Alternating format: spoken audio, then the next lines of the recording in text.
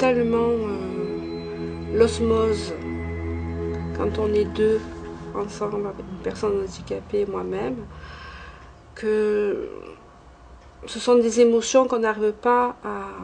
C'est tellement fort qu'on n'arrive pas à les décrire.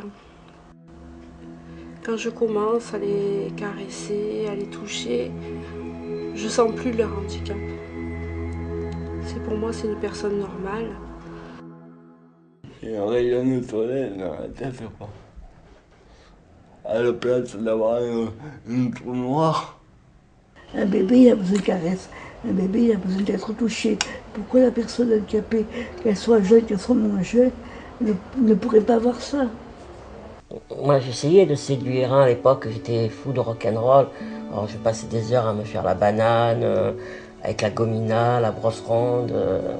J'écoutais du Beatles 24 heures sur 24.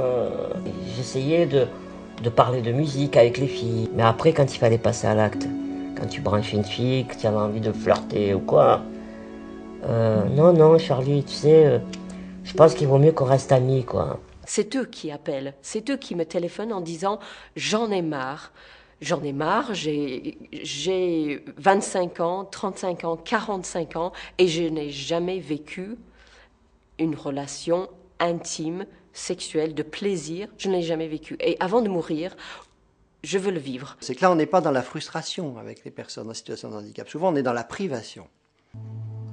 Si je n'avais pas cet outil de travail, je pense que je serais depuis longtemps dans un hôpital psychiatrique.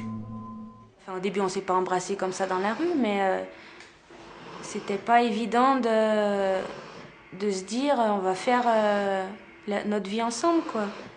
C'était plus le regard des gens dans la rue qui me gênait. Je trouve que de parler de cette sexualité des personnes handicapées devrait nous ouvrir à nous dire mais est-ce que monsieur, madame, tout le monde n'est pas aussi confronté à ces questions-là? Toutes les semaines, je reçois des coups de téléphone de personnes en situation de handicap ou leur famille, notamment des mamans qui se trouvent à masturber leur fils parce qu'il ne sait pas le faire tout seul et qu'il est énervé.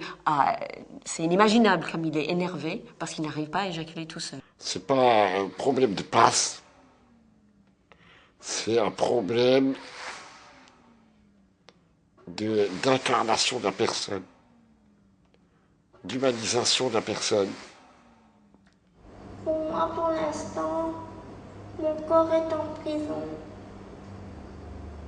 et mon cœur est brisé.